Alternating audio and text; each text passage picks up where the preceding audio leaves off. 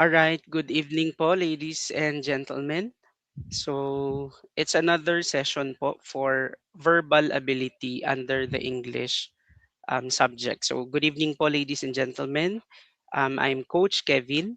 So, we are going to have our, I believe, eighth session for our review.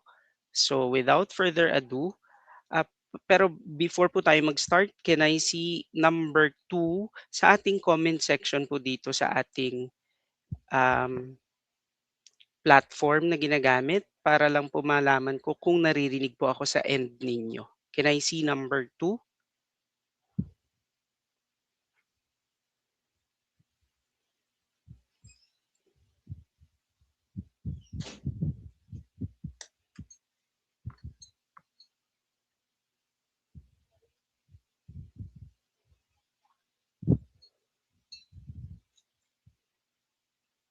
Ayan. So, marami-rami na po yung comments ng number 2. So, I believe I am audible sa inyo pong end. No? So, sige po, without further ado, let's start our review. Okay? So, for this session, we're going to talk about the following coverage. So, ito po yung mga pag-uusapan natin. So we have paragraph organization and reading comprehension. So medyo um, kailangan po nito ng maraming tiyaga or patience dahil marami po kayong babasahin. So one of the macro skills that you need to use is reading. So reading skill po ay mahalaga dito kasi marami po tayong babasahin. So under the paragraph organization, the following concepts will be discussed. So we have getting the main idea, logical sequencing, topic sentence and supporting details, as well as transitional words. So mahalaga po itong mga concepts na to because in your upcoming exam, marami po or at least 2 to 3 ay lumalabas para sa inyong exam. On the other hand, we have reading comprehension, which I believe natakil na rin natin last year.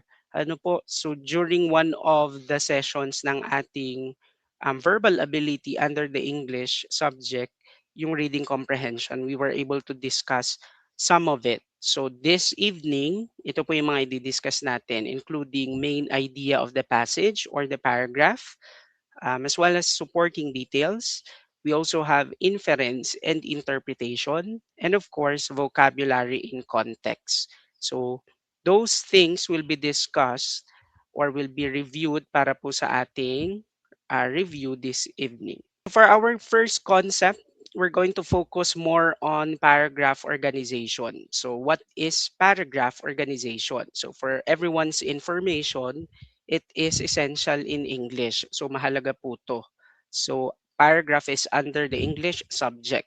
Now, hindi lang as English subject per se, especially in your upcoming exam, which is the civil service exam. No? So as it ensures clear, coherent, and logically connected ideas that make writing easy to understand. So for this specific concept, which is a paragraph organization, we are going to talk about paragraph, getting the main idea, and so on and so forth. So marami po itong mga under niya, no? One of the concepts or topics under the mentioned concept is getting the main idea. So this is very important because under verbal ability English, meron pong ganitong mga questions na yung paragraph ay babasahin ninyo and the question will revolve around the paragraph. So what is main idea? Ano po? So getting the main idea. So let's have this general definition. Ano po ba ibig sabihin ng main idea? So I believe you are aware that main idea is usually the general statement. Kumbaga, ano ba yung gist ng isang paragraph? What is a paragraph all about? So it is the main idea that covers all supporting details. So not just one specific point, but all supporting details. So I have the following practical tips para mas madali nyo pong makuha yung main idea. Just in case meron kayong ma-meet na question under getting the main idea. So pag nabasa nyo yung, pag may nakita po kayong question sa inyong exam na getting the main idea to, ito yung tinuro ni Sir, ni Coach Kevin. So ito po yung mga practical tips na pwede kong maibigay sa inyo. So we have number one, as much as possible, you ask yourself, what is the author mainly trying to say? So ano ba yung gustong sabihin nung author? Because sometimes the question, even I as a teacher, kapag gumagawa po ako ng question na may kinalaman sa getting the main idea, nakafocus talaga yung isang paragraph kung ano talaga yung gustong sabihin ng author or kung sino man yung sumulat. Okay po, that's the first one. Alamin mo ano ba yung gustong sabihin ng author. Second, pay attention to the first and last sentences. Why? Because first and last sentences will give you idea what is the main topic or what is the paragraph all about, because it is actually the structure of a paragraph. Sometimes makikita natin yung main idea sa first paragraph. Actually, majority po pala. Kasi yung iba sa dulo naman. So, if we are to compare the two, mas okay po na si first sentence yung ating pagtutuunan ng pansin. So that's the second one. You have to pay attention to the first and last sentences.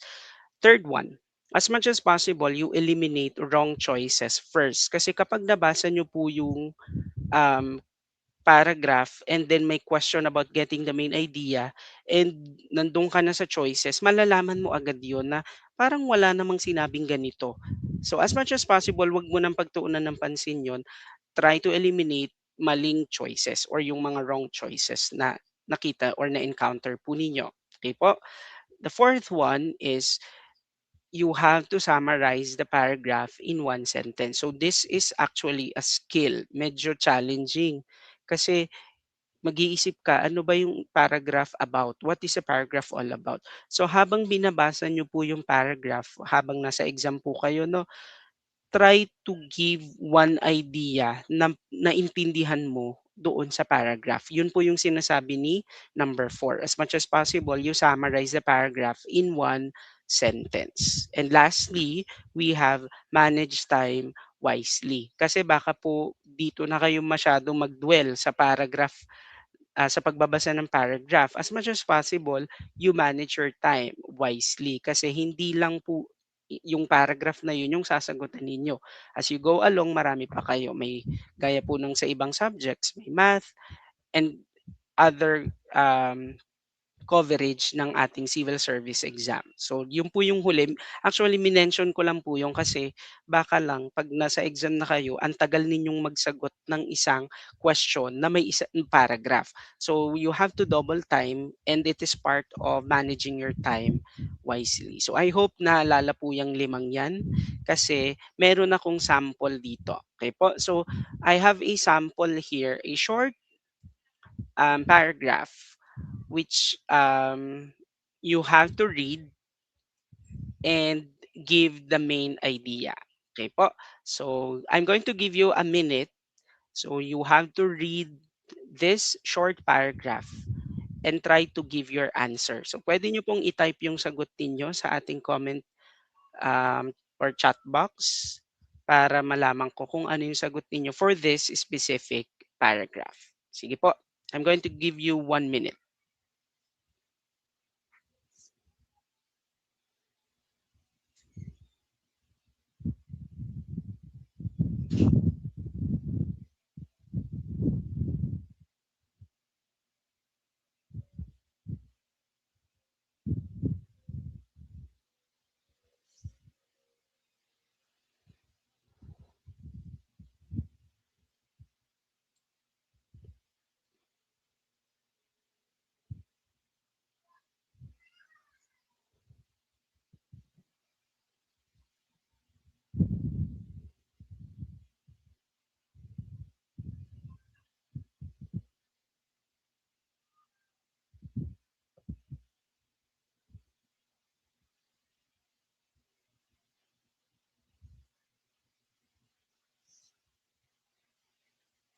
Alright, sige po. Since I'm seeing answers already, puwede na po tayong mag-discuss for this specific paragraph na po. So as I mentioned earlier, for this evening, more on reading po tayo under the verbal ability kasi paragraph organization nga po. No? So allow me to read. So for this specific paragraph, um, regular exercise improves heart health, strengthens muscles, and increases energy levels. So it also helps reduce stress and improve mental well-being. People who exercise consistently are less likely to develop chronic diseases. So given that short paragraph, what could be the possible main idea? So in our comment section, I'm seeing a majority of your answers ay letter B, which is actually correct. Okay po? So the correct answer or the main idea that this paragraph is trying to give us is exercise improves physical and mental health. Because tingnan nyo po yung unang sentence, 'di ba? Ang tip ko po sa inyo, as much as possible, you focus on the first and the last sentences. So in our first sentence, regular exercise improves heart health, strengthens muscles, and increases energy level. So if we are to infer or a-analyze po natin ng mabuti, ito po yung sinasabi niya, yung letter B, exercise improves both our physical and mental health. Bakit po mali si letter A? Kasi hindi lang naman po binanggit na nakaka-reduce ng stress ang exercise. So medyo kulang.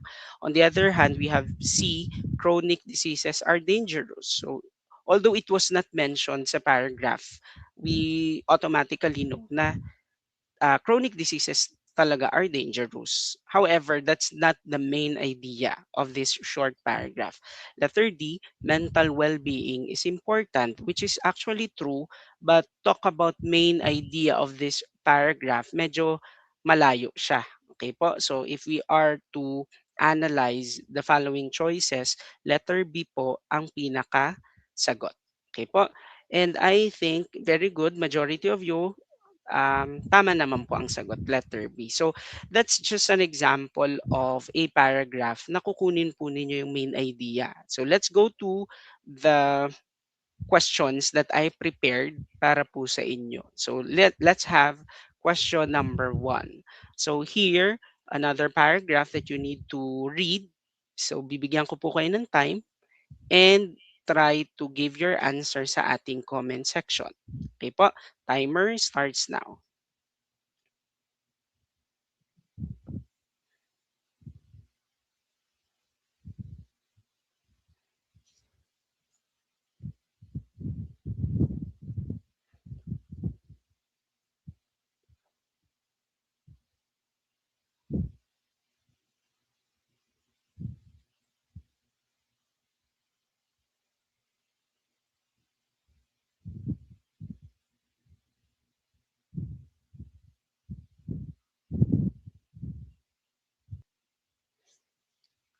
All right.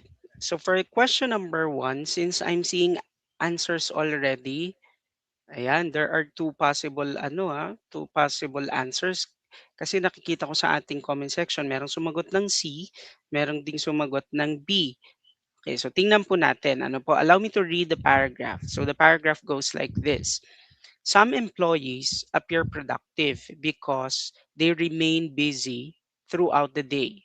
However, constant activity does not always lead to meaningful results. True productivity depends on completing tasks that contribute to organizational goals rather than merely staying occupied. So, if we are to analyze the paragraph and get the main idea, it revolves around being busy and justifying ano ba ang pagiging productive. Ano po? So if we are to look at the following choices, letter A, employees should stay busy at work.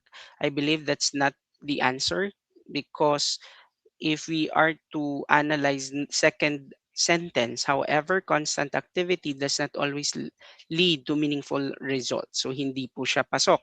Okay po. Productivity is measured by activity. I think yung letter B is the opposite kasi nakalagay na nga po doon, no? Constant activity, kahit marami daw po kayong activities, hindi po ibig sabihin nun ay productive na kayo. So I think B is not the correct answer. How about letter C? So C, being busy is not the same as being productive. So ito po ma-justify nito yung second and third sentences. True productivity depends on completing tasks that contribute to organizational goals rather than merely staying occupied. So, being busy, hindi raw po nun justify na ikaw ay productive. Ano po? So, letter D, organizations require constant effort. So it was not mentioned in the paragraph. So I think letter D is an outlier. So wala po siyang kinalaman. Ano? So try to eliminate A and D, mali na. However, yung B, productivity is measured by activity, I think mali din po. So may mga sumagot sa inyong B and I hope na realize ninyo na kayo po ay mali. So the correct answer here is letter C. So being busy is not the same as being productive. Okay po? So, ganun po ka-challenging yung pag-analyze ng isang paragraph for you to get the main idea. Okay po? Another paragraph. Try to read it silently. Kala ko sir sa first and last sentence lang po mag-base. Actually, that is just a tip. Turo ko lang po siya, no, but don't dwell on it or wag pong masyadong mag-dwell na sa first and last lang. Hindi po because not all the time yun po ay tama. Okay po? Question number 2 na po yung sagot po ninyo ha. Ayan.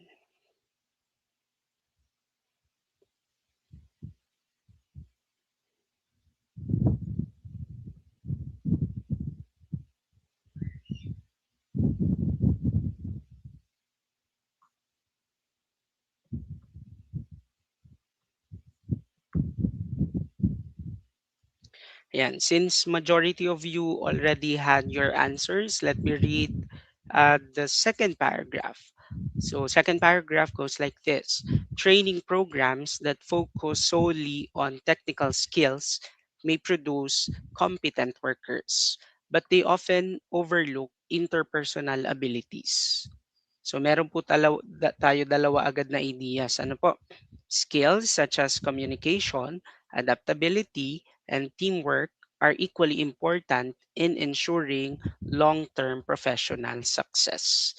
So if you read it, if you analyze the paragraph, sinasabi po dito na yung training programs na nakafocus lang sa technical skills may produce competent workers. However, hindi lang daw po yun yung tinitingnan. We also have other skills like communication, adaptability, and teamwork. So ano po kaya yung sinasabi ng paragraph na to?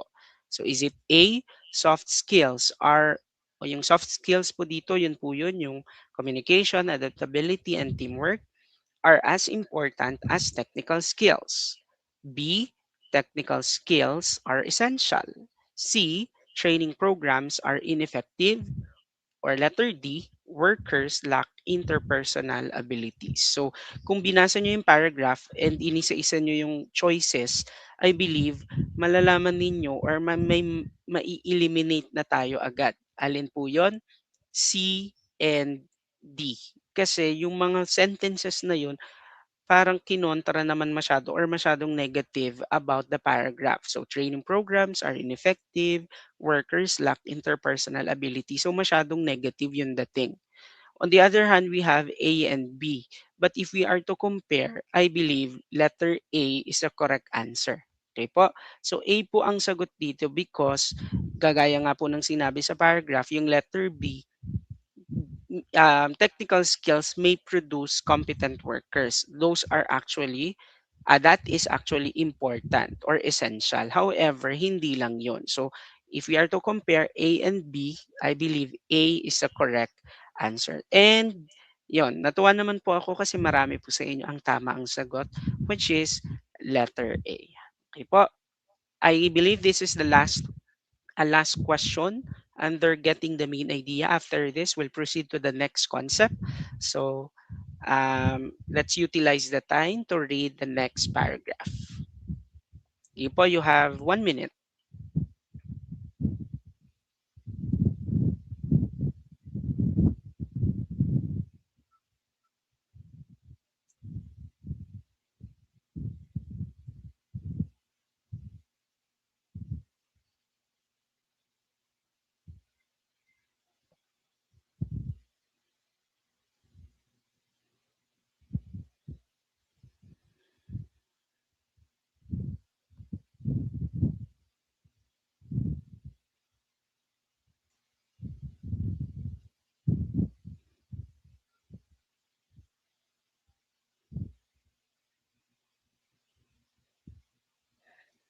All right, let's have question number 3. So this paragraph, try to analyze or habang binabasa ko po, try to listen para makuha niyo po yung main idea.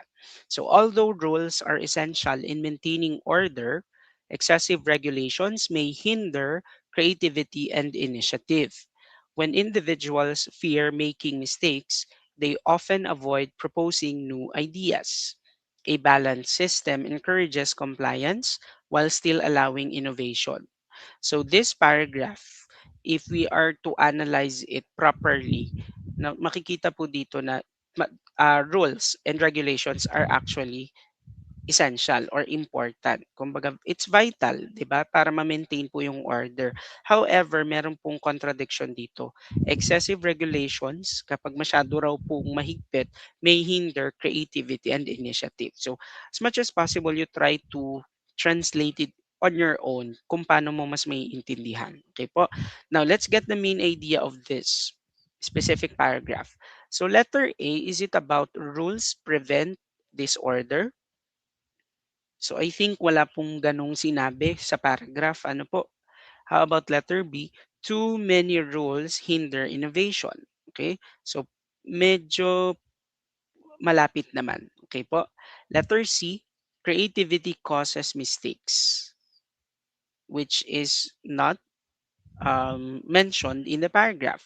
Letter D, innovation requires no rule. So I think another outlier ang letter D. So try to eliminate.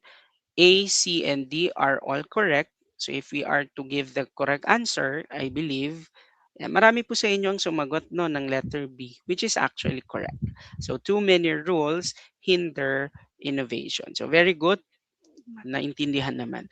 So ganun po ang mga sample questions po natin for getting the main idea. So in getting the main idea, you just need to give or get the gist. What is the paragraph all about? Ano po ba yung sinasabi nung nagsulat or nung author? So you just need to interpret, you give your own interpretation of the paragraph. And sometimes meron pong mga paragraphs na mas mahaba pa po dito.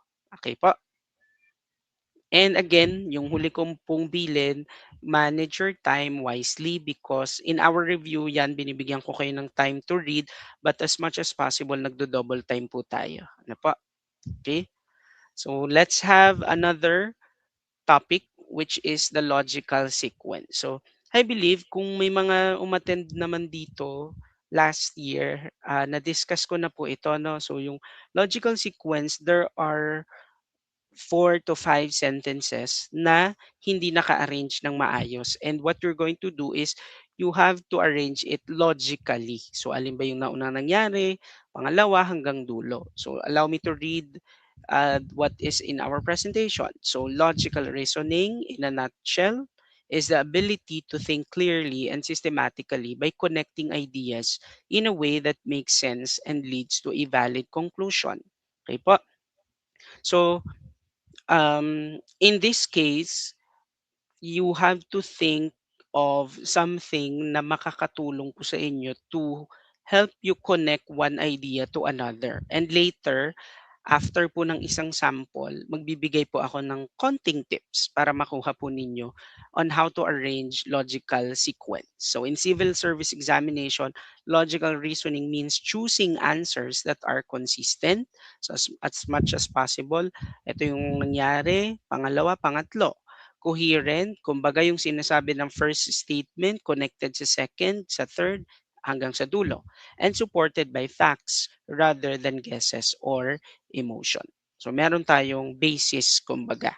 Okay po, para malaman na ito yung magkadikit dapat. So dapat si sentence 5 muna bago si 1 and so on and so forth. So ganun po si logical sequence para po sa ating mga newly mga bago nating attendees this evening. So I have here this question number 4. So according to the direction, you just need to arrange the following sentences in the correct logical order. So para mas maintindihan nyo po, ito po yung sample nun. So choose a letter of the correct sequence sa ating choices na nasa baba.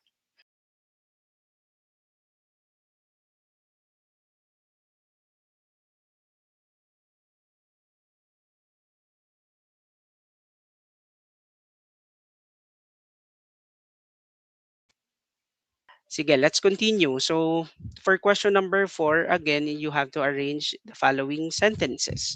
The first sentence is, as a result, productivity declines and deadlines were missed. Number 2 or second sentence, eventually, management implemented a clear scheduling system. Number 3 or the third sentence is, at first, employees struggled with unclear task assignments. Number 4, this change helped improve efficiency and accountability. And lastly, the confusion caused delays and frequent errors. So those are the 5 sentences that you need to arrange in a logical order or manner. Sige nga po, try to give your answer by typing the correct letter in our chat box.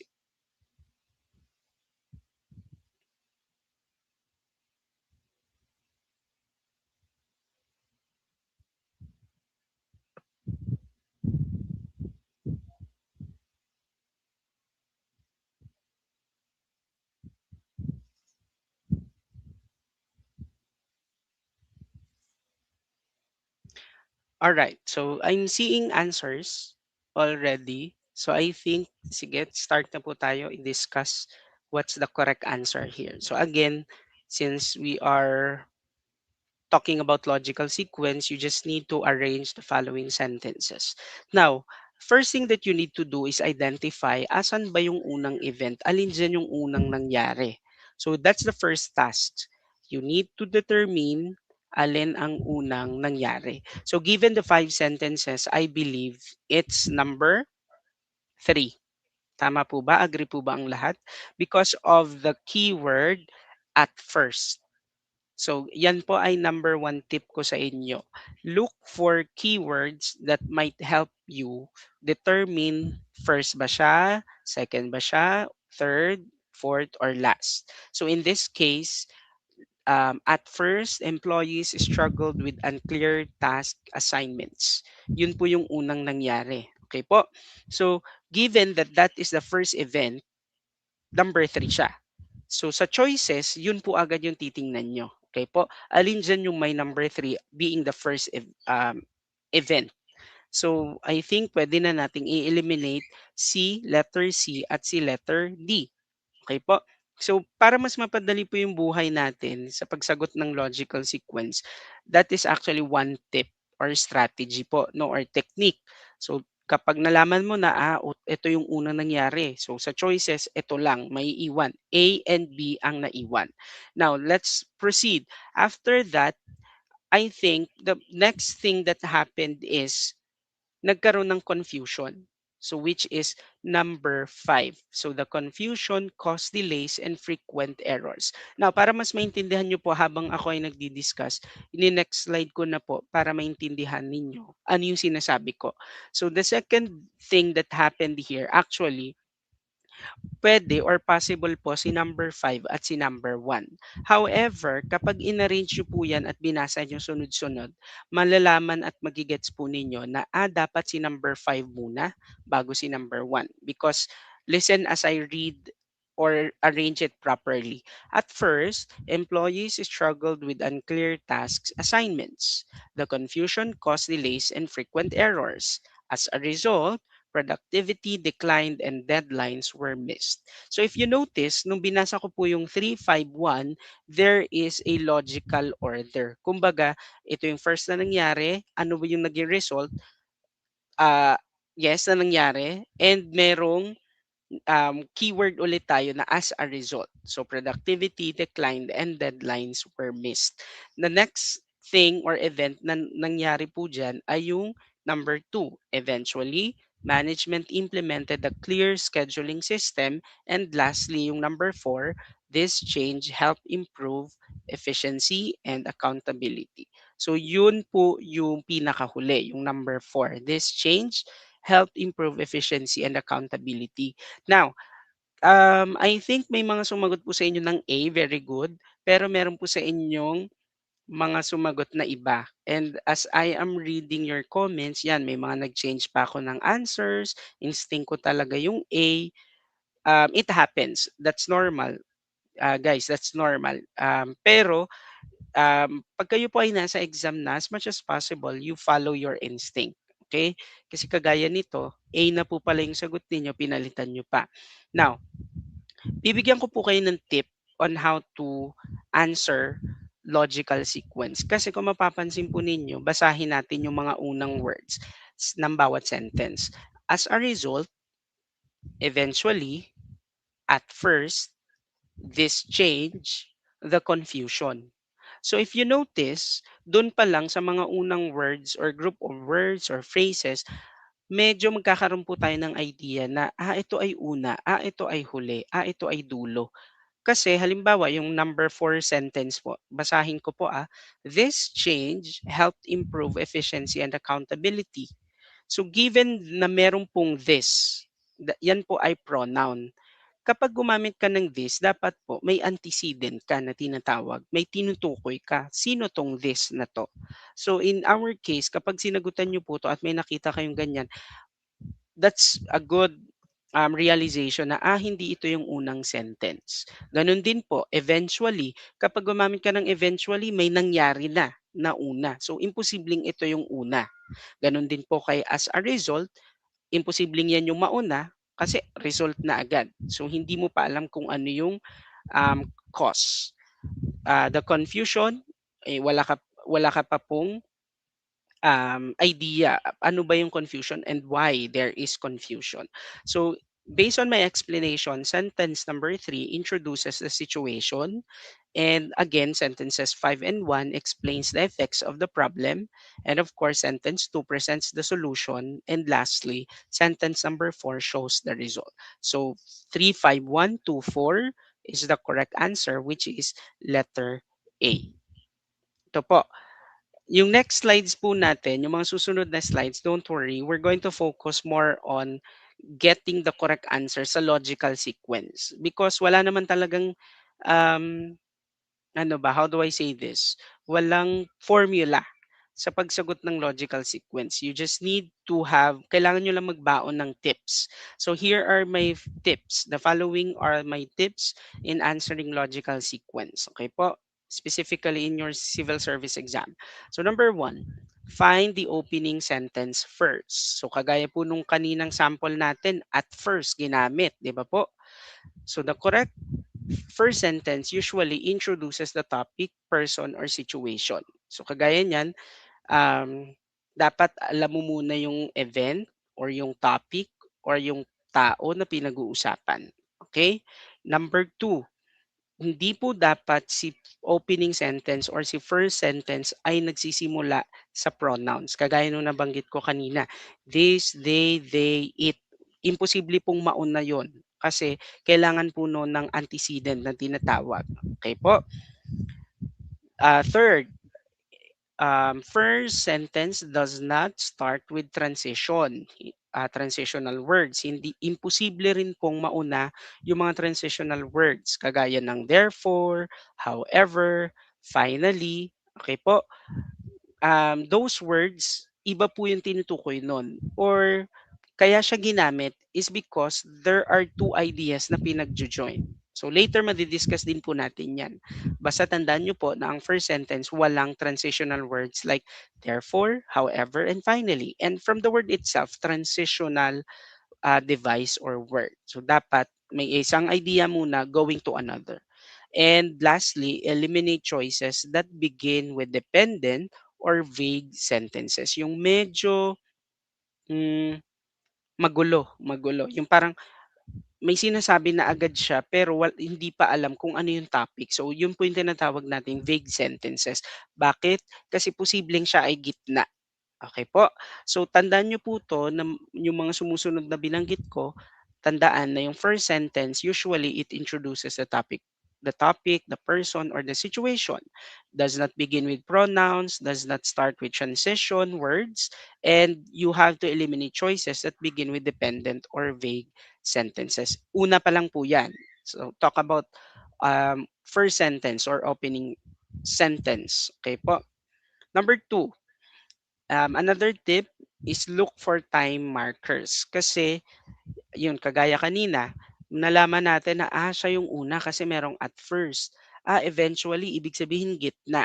Then finally, ito yung dulo kasi finally na. So, take note of the following time marker. So, meron po tayong tinatawag na beginning, kagaya ng initially, at first, earlier. Okay po? We also have middle. Ito yung then, excuse me, after, while, or as. So yun yung mga madalas na ginagamit in the middle of, kasi yung binubuo nyo po paragraph no? So in the middle of the paragraph. And of course, end or ending. So finally, eventually, or as a result. So pwedeng yun po ay mga padulong sentences na. Okay po? So these clues, matutulungan po tayo to arrange the sentences logically. Okay? Meron pa, as much as possible, try to identify cause and effect links. Kasi baka meron pong question na may kinalaman sa cause and effect to. So, dapat po mauuna ang cause bago yung effect. Okay po? You need to ask yourself, what happened first? What was the result? So, never place an effect kasi bakit may effect na wala pang ang cause? So, it should be cause muna bago yung effect. Okay po? Tuloy po tayo. Number four, watch for pronoun references. Ito po yung tinutukoy ko kanina na merong mga pronouns na ginagamit like this, that, he, they. Imposibleng sila po ay mauna kasi kailangan may nire-refer sila. So sentences starting with those words na nabanggit ko must come after the noun they refer to. Okay, so may tinutukoy dapat. In Tagalog, by the way, yung pronoun po ay panghalip. So bakit ka nag-siya, ikaw, ibig sabihin meron kang taong nire-refer nung siya. Okay po. So may mga traps po tayong tinatawag. Ito yung example na trap. This decision improve productivity. So try to imagine na ito yung first sentence. 'Di ba magiging unclear, magiging vague siya kasi sino yung this at ano yung this or this decision kumbaga in our sentence. This decision, ano yung decision? 'Di ba po? So, medyo vague siya, medyo unclear saan yung decision na yun. So, hahanapin mo po sa ibang sentences. So, you must first know what decision. Okay po? So, yun yung tinutukoy natin for number four or practical tip number four na watch out for pronoun references. Next, save the conclusion sentences for last. So, meron din tayong mga time expressions, time markers rather, time markers na mga ginagamit for us to determine na probably ito ay dulo. But guys, I want you to remember this, not all the time. What I'm trying to say is possible na ganito lang ang mangyari na dahil ito ay finally siguro dulo na siya. But don't rely on it solely. Baka kasi ang gawin nyo, sabi ni coach, 'pag may nakita akong ganito, ito na yung dulo. Not necessarily. What I'm trying to say is read all of the sentences and try to connect all of them. At kapag maganda siya pakinggan, possible that's a correct answer. Okay po? Yun po yung tatandaan ninyo. So, conclusion sentences often, kumbaga, kalimitan, yan, nagsa-summarize ng outcome. Kumbaga siya yung summary. Begin with finally, as a result, or therefore. So, yun yung mga time markers. Show resolution, 'di ba nga, cause and effect. So, baka ito yung solution or improvement. And yun nga po yung nabanggit ko kanina, if a sentence sounds like an ending, siguro ito na yun. Siguro kanina, yung nag-comment po dito na, ito na yung instinct ko. Ayun. So ito po yung reminder ko sa inyo. If a sentence sounds like an ending, siguro yun na yung ending. So wag ka nang don't change your mind. Okay? Ganun lang po yan. Okay. I believe this is the last tip. So try to practice pattern recognition. So may mga pattern tayo na pwedeng i-bear in mind para magamit natin. So kagaya po nito, merong problem, yun yung una dapat. Ano yung effect ng problem, then anong solution, and ano yung result. So problem, effect, solution, result. We also have my decision, anong ginawang action, and then yung outcome. Or para mas madali, baka pwedeng past, present, or future yung sequence nung inaayos nating mga sentences. So, this um, etong mga patterns po na to may help us save time para masagot natin ng mas mabilis. Okay po? May copy po ba nito? Opo, actually isi-send po namin itong PowerPoint. Magkakaroon po kayo ng copy nito. So pwede niyo pong balikan. Okay po? Now, let's go to question number 5. So same with the earlier, I want you to arrange the following group of sentences into a logical um, sentence or logical sequence. Okay po? Sige nga po, try nyo po itong sagutan.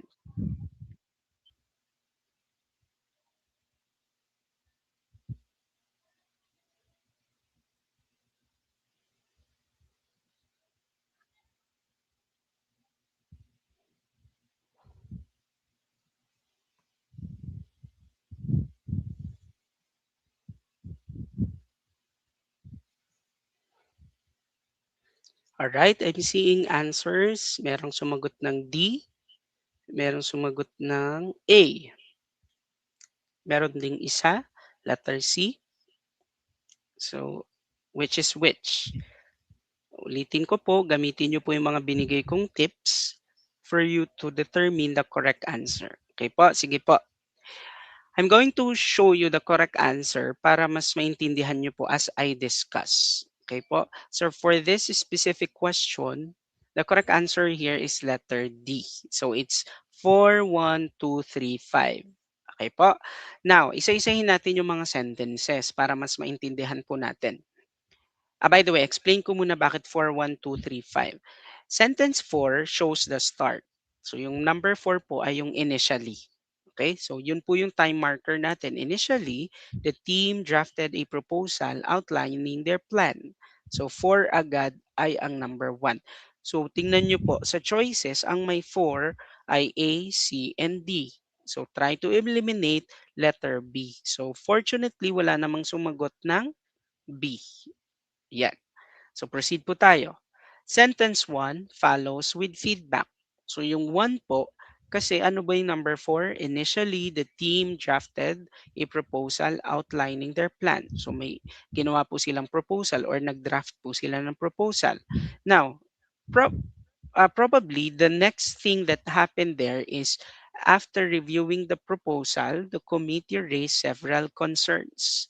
So ito na po yun, yung may feedback na. So if ang ating sagot ay 4-1, so babalikan nyo po yung choices. 4-1, ang meron na lang dyan, A at D. So it's a matter of what's next para malaman na agad natin kung ano yung sagot. Wait lang po, medyo na-bother ako dito. Sir Kev, baka po pwede palitan po yung dot-dot na mga numbers po. Okay. Actually good idea. Ano po, dapat po pala 1, 2, 3, 4, 5. Actually good idea. Actually sa exam po naman po ninyo gano'n po ang lalabas. O nga 'no, ba't hindi gano'n yung ginawa ko? Sige po, um, I'll consider that next time. Thank you so much po ano. Now going back. So 4-1 agad yung sagot natin. So ang remaining choices po natin ay A and D. So 4-1. So alin kaya ang next? Tingnan natin ang number 2 at number 3. So kung number 2, the team revised the document to address the issues. Okay po. Eh yung number 3, the proposal was submitted for final approval. Eh kung number 3 po yung isasagot ninyo, medyo hindi nyo masusunod yung yung second sentence ninyo na number 1, which is after reviewing the proposal, eh may concern nga raw po yung committee. So ano po ang kasunod ni 1? It should be 2. The team revised kasi merong concern. Anong ginawa nila? The team revised the document to address the issues. So 4-1-2, then here comes number 3. The proposal was submitted for final approval. And number 5, once the revisions were completed, the proposal gained approval. Okay po? Yan. So, a correct answer here is 4-1-2-3-5, letter D. Okay? So, kung napansin po ninyo, ang nakatulong po sa atin dito to determine the correct answer is number 1, merong time marker which is yung initially. And second, habang binabasa natin yung mga sentences, there are events na, ito dapat yung una nangyari, na meron munang concern yung committee bago nila pinasa or bago nila sinubmit for final approval. So, yun po yung sinasabi ko sa inyo na not all the time you need to follow the time marker kasi baka sa dulo mali pa rin pala. So, you need to read it chronologically. So, try nyo pong gawin yun. Like, halimbawa, ito po yung sagot natin na 4-1-2-3-5. Let me read. Initially, the team drafted a proposal outlining their plan. After reviewing the proposal, the committee raised several concerns.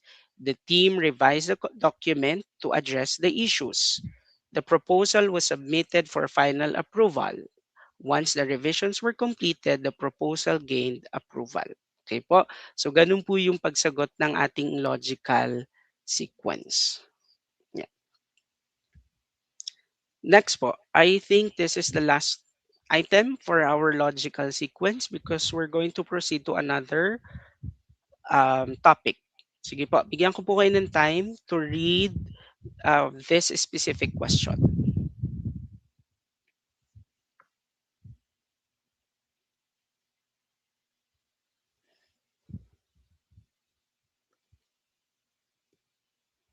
Wait lang po, lalagyan ko po ng number po Ito po ay number 1. Ayan. Ito po ay number 2. Ito po ay number 3. Ito po ay number 4. At ito po ay number 5. Thank you po sa recommendation. Ayan.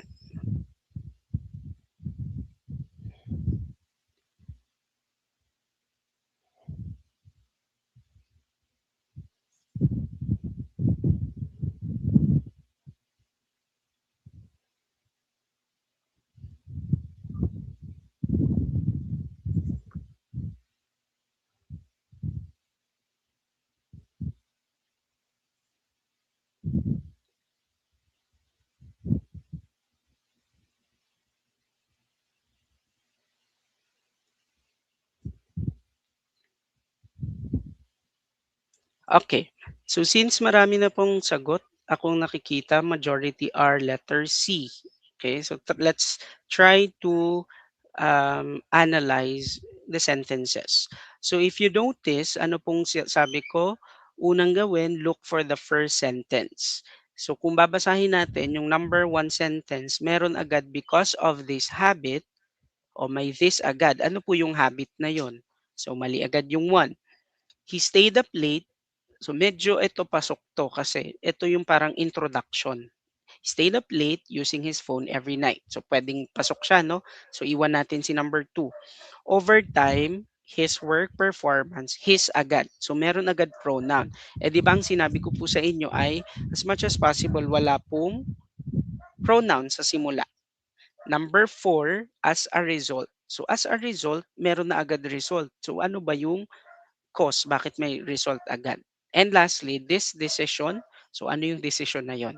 So kung mapapansin nyo po, ano ang unang nangyari? So it should be sentence number two. And among the choices, letter B and C ang merong number two. Okay po? So two, alin kaya ang next na nangyari? So balikan natin yung 1 or 3 kasi sa B and C, ang kasunod ay 1 at 3.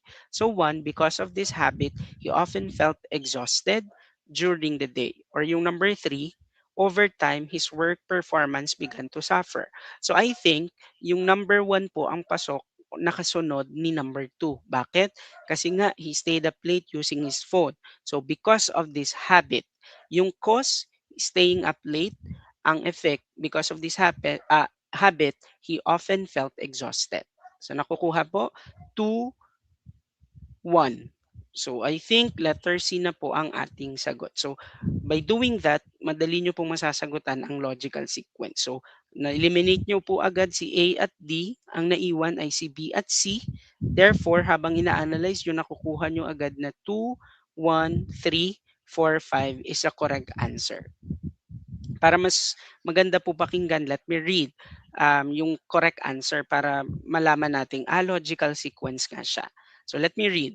He stayed up late using his phone every night. Because of this habit, he often felt exhausted during the day. Over time, his work performance began to suffer. So yung his na tinutukoy dito ay yung ang tao na pinag-uusapan natin sa paragraph na to. Okay po? And lastly, as a result, he decided to set a strict bedtime. Then lastly, we have this decision helped him regain focus and energy. So, chronological sequence, yun po ang pagkakasunod-sunod. Okay po? Coach, wait lang po, let's address the question. Coach, factor din ba yung kung ano yung majority ng choices na unang number? Like in this, number two, yun yung napansin ko lang. Medyo hindi ko po na-gets yung tanong. Will you please clarify? Factor din po ba yung kung ano yung majority ng choices na unang number? What do you mean? Siguro po ang tanong ay about kung A, B, C, pare-parehong 222. I think wala pong explanation behind it. So it's a matter of you identifying ano po talaga, how do I say this? Reading all of the sentences for you to determine. Kasi kahit ako po, as teacher, gumagawa po ako ng ganitong type of test. I don't do that. Hindi ko po ginagawang lilituhin ko sila na sinasadya kong lahat ng choices 2, 2, 2, 2. Not necessarily po. No? So depende rin po. So feeling ko naman po ay hindi. Okay po? Ayan.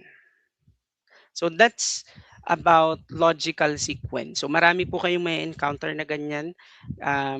Basta alalahanin niyo lang po yung mga tips na binigay ko para mas madali niyo po maintindihan. Okay po? Now let's go to the third topic that we're going to discuss this evening, which is all about transitional devices. Okay po? Um, as as we discussed the topic earlier, meron ako nabanggit na transitional words. Actually, same lang po yun. Baka malito po kayo. Transitional word or transitional device ay iisa. So ito pong um, topic na to ay lumalabas din sa ating verbal ability under the English subject. So transitional devices, for your information, also called linking words or connectors, are words or phrases used to connect ideas through sentences or paragraphs. Okay po? So malaking bagay po na alam nyo po ito because 'pag nalaman nyo agad what are transitional devices, kanina diniscuss ko po sa logical sequencing na may transitional devices ding ginagamit. So magandang alam nyo 'to para sa ibang concepts nata-touch niyo na rin po ano. So they help make writing coherent, kumbaga connected and easy to follow by showing the relationship between ideas. So in this specific topic, may encounter po tayong two ideas and we need to join those two ideas by the use of linking words or connectors. So in short, they act like bridges that guide the reader from one thought to another. Okay? Sige po. The next slide talks about wait lang po transitional markers same din po ba coach? Yes, iisa lang po sila. Don't get confused, iisa lang po ang transitional words, transitional markers, transitional devices. So yun po ay iisa lang. And to give you examples, ito po yung tinutukoy ko when I say transitional devices. So yung mga example po ay nasa gitna, yung usage niya ay nasa kanan, at yung purpose or relationship ay nasa gilid. So for addition, if you want to add, if you need to connect one idea to another through addition, ito po yung mga example. So, 'di ba yung iba naririnig nyo kapag sinabi nila, moreover, furthermore, also, in addition. So, yun po yung mga examples ng transitional devices under the purpose of addition. So, ang usage po nito? It shows that the new idea supports the previous one. Kumbaga, nag-add ka ng another statement to support. Okay? We also have transitional devices na ang purpose po ay contrast or kontrahin yung sinabi mo previously or showing difference. Ang mga examples po nito ay however, nevertheless, yan. Example po sir para mas maintindihan namin. Later po, meron po akong prepare. Isa-isayin lang natin para mas maintindihan nyo po. Ano po? Now, yung words po na ito, however, nevertheless, although, on the other hand, despite, naririnig nyo rin siya sa mga, let's say, speakers, mga nag-uusap. Actually, kahit sa mga libro, kapag nagbasa po kayo, may nababasa rin po tayo niyan. Basta tandaan nyo po, gaya niyan, nevertheless, it means it shows difference. Kumbaga, kinukontra, it shows difference or unexpected result. So pag ginamit nyo po yun, however, although, nevertheless. Okay po. We also have cause and reason. So kapag may cause and effect, pasok si cause, anong mga ginagamit nating transitional devices? We have because, since, due to, as. Actually, these are just examples. Marami pa po yan. So if we are going to talk about the usage of because, since, due to, or as, it explains why something happens. Ganun din po, meron din tayong effect or result or consequence. Ang ginagamit po doon, therefore, thus, as a result, consequently. So it shows the outcome of an action or situation. Meron din kapag nagbibigay tayo ng example. 'Di ba po kapag nagsasalita kayo, let's say, gumamit ka ng word for instance, kagaya niyan. For example, such as, namely. So yun po ay mga transitional devices that introduce example to clarify a point. Okay po, halimbawa sinabi kong mahilig ako sa sports. For example, volleyball, badminton, basketball. So yun po, just para maintindihan ninyo. We also have time or sequence, kagaya ng first, then, next, afterward, finally, and meanwhile. So it shows the order of events or steps. Kaya nga siya sequence or time. Yun yung mga time markers po natin ha, yung transitional devices natin, yung first, then, next, afterward, finally, and meanwhile. We also have um, transitional devices for conclusion or summary. So kagaya ng in conclusion, to sum up, in summary, ultimately. So those signals uh, ending or summary of ideas. Okay po, yun yung gamit niya. And lastly, we have comparison or similarity. So of course, kung meron tayong showing difference, ano bang pinagkaiba nila or contrast nila, meron ding similarity. 'Di ba kapag sinabi nyo pong similarly, kagaya ng, sa Tagalog. Likewise, yun po ay similarity. In the same way, so it shows that two ideas are alike. So those are just some of the examples. So in our case, ito po yung mga example ko para mas maintindihan ninyo.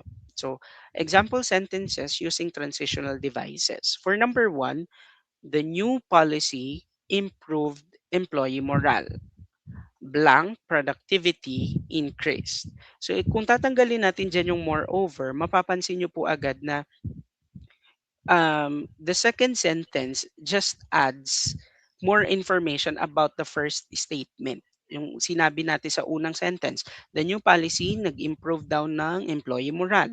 Tapos, productivity increase. So, ang possible na transitional device po dyan ay moreover. So, if we are to say it completely, the new policy improved employee morale. Moreover, productivity increased.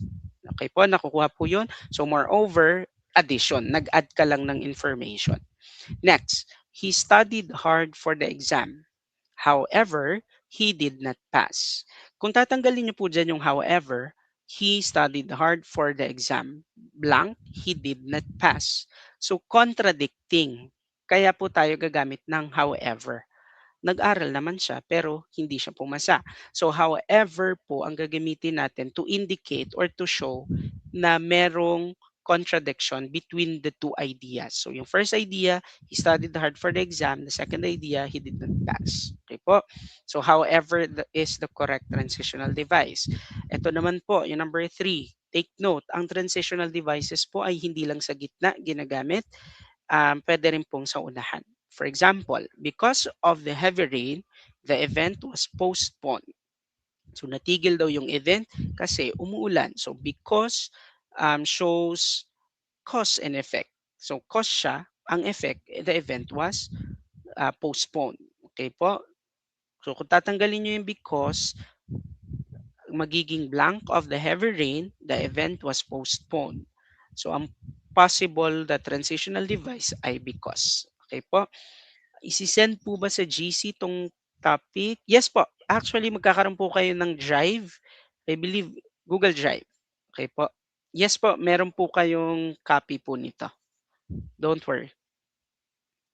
Yan. Next po, she enjoys outdoor activities.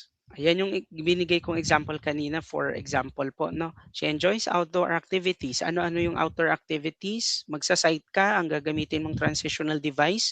For example, hiking and cycling. So yun yung dalawang outdoor activities niya. So nag-site ka for example. Okay po. Next, the team completed the project on time. Yun po yung first statement. The team completed the project on time. Blank, they received a bonus. So since natapos po nila yung project on time, therefore, yung gagamitin natin, they received a bonus. Okay? Therefore, siguro po ito will fall under result. So ano yung result?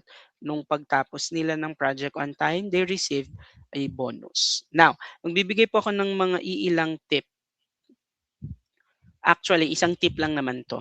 Kasi mabilis lang naman po ang transitional devices because number one, there are only four options. So titingnan mo lang, basahin nyo isa-isa kung alin yung tama. Actually, that's the basic one. Basic tip, no? Basahin nyo isa-isa yung transitional device para makumpleto yung sentence and alin sa tingin nyo yung medyo maganda pakinggan. But not all the time. Baka po kayo ay mag-rely doon, ha? Of course, you need to analyze the sentences para magets ninyo. Now, here's a quick tip. You always need to ask yourself, what is the relationship between the two ideas? So kagaya po nung ginagawa ko kanina, nalalaman ko cause and effect. Nalalaman ko na ito ay nag-add. Nalaman ko na ito ay contradicting because this helps you pick the correct transitional device. Okay? Yes po, may multiple choice po yan sa questions. Don't worry. Okay? Now, ito po ay drill. Tingnan po natin kung kaya nyong makomplete yung mga sentences using the following choices. So, ang gagawin nyo lang po, type your answers sa ating comment section ng 1. Okay, number one po muna tayo. So let me read. The committee discussed several proposals. Blank, they decided to implement the most cost-effective one.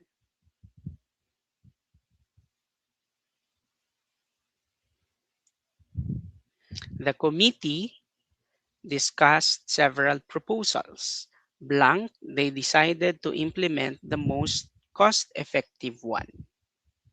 Is it, however, they decided to implement the most cost-effective one? Or, therefore, they decided to implement the most cost-effective one? Or, for example, they decided to implement the most cost-effective one. Or letter D, although they decided to implement the most cost-effective one. Now, based sa ginawa ko po, nung binasa ko siya, no, yung lahat, I think kaya na nating i-eliminate yung letter C at letter D. So for sure, walang sasagot po sa inyo ng letter C and D. So very good, majority of you answered. Sa number one pa lang po tayo ha. Yan, B is the correct answer because, let me read. The committee discussed several proposals. Therefore, they decided to implement the most cost-effective one. So it shows result or consequence, 'di ba po? Result 'yun eh. So marami silang diniscuss na proposal at ang desisyonan nila ay i-implement yung cost effective. So hindi naman contradicting yung dalawang idea kaya eliminated na po si A. Hindi naman nag-cite ng example. So for example is also incorrect lalo na yung although. Okay? So letter B is the correct answer. How about po number 2? Ayan, may mga nakikita na ako agad na sagot for number 2. Let me read. I hope yung number 1 is clear po ah. Okay. Yan, may mga yehey na ako nababasa. So probably tama po kayo, no? She is very skilled in communication. Blank, she lacks leadership experience. Okay? She is very skilled in communication. Blank, she lacks leadership experience. If you notice, merong contradiction between two ideas. Kasi sa umpisa, she is very skilled in communication. Ibig sabihin, magaling siya makipag-communicate. Tapos biglang she lacks leadership experience. It negative na siya. So positive, negative, the opposite. So moreover po ba yung gagamitin nyo? Letter A? I think hindi. Because po ba yung gagamitin nyo? Hindi naman yan cause and effect. Similarly po ba ang gagamitin nyo? Yan po ay magkaiba. So technically, letter C is the correct answer. So it shows contrast or unexpected outcome. So yan, may mga nakita po ako sagot kanina. Nevertheless po yung sagot ninyo which is correct. Sige po, let's continue. Number 3 and number 4. Sige po, try to answer this one.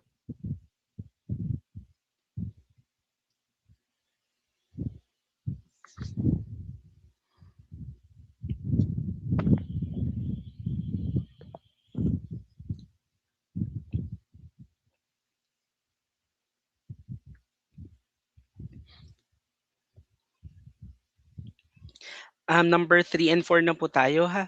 Yung iba po ay nagko-comment na nag-iba raw yung choices. Okay, yan. Lagyan niyo po ng number. Kagaya po nito, number 3, ito yung sagot. Now, let's proceed. Blank, she studied hard, she failed the exam. Actually, parang ito po yung sample ko kanina, no? So, patingin nga po ng sagot niyo sa number 3. Ayan. So, majority naman po ang sagot sa number 3 ay letter B, which is correct. So, although she studied hard, she failed the exam. Kasi kapag ginawa mong because she studied hard, she failed the exam, nag-aral na nga siya. Therefore, she studied hard, hindi rin po pasok. In addition, hindi ka mag-a-add kasi there are two contradicting ideas. So definitely for number 3, contrast po yun. So letter B is the correct answer. Okay po. How about number 4?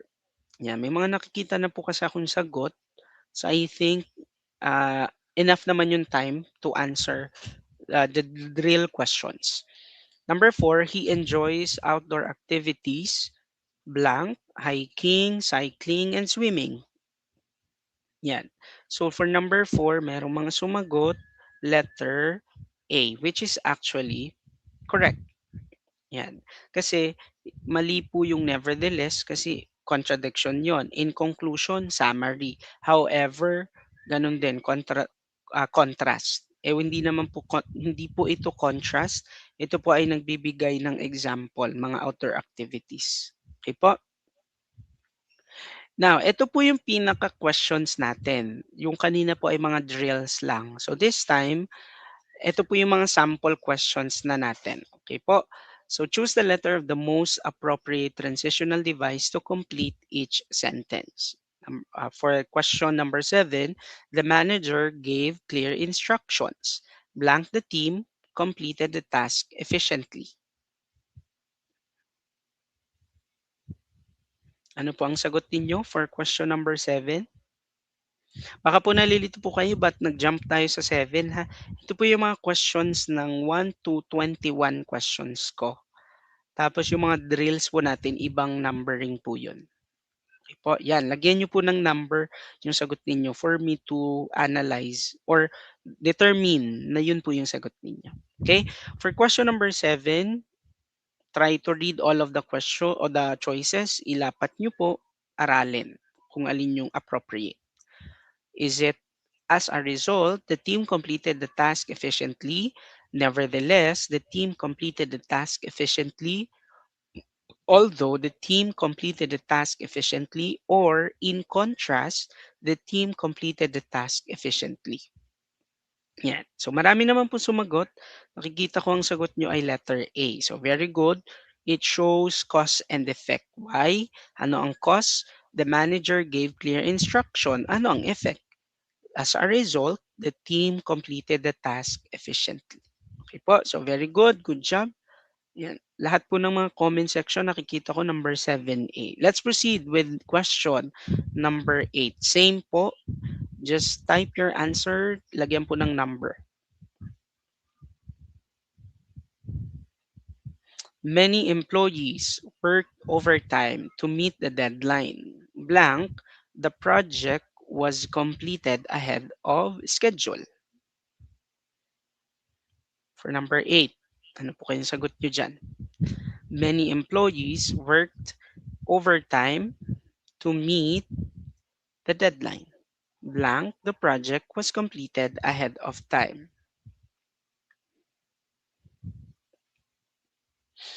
Try to look for the relationship. Ano ba yung relationship ng dalawa? Kagaya ng mga ginagawa po natin. Yan. So marami na po ako nakikitang sagot. For item number 8, we have letter C.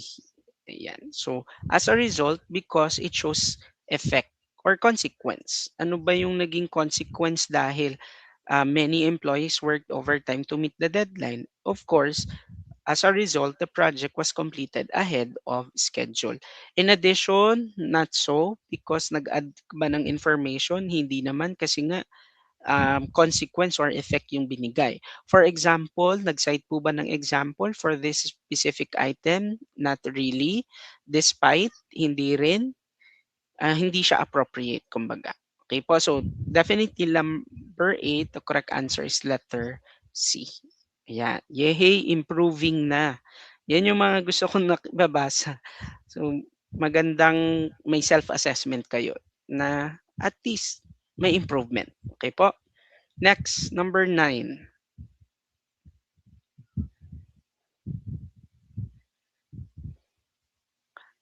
Kayang-kaya niyo po yan. Madali na yan.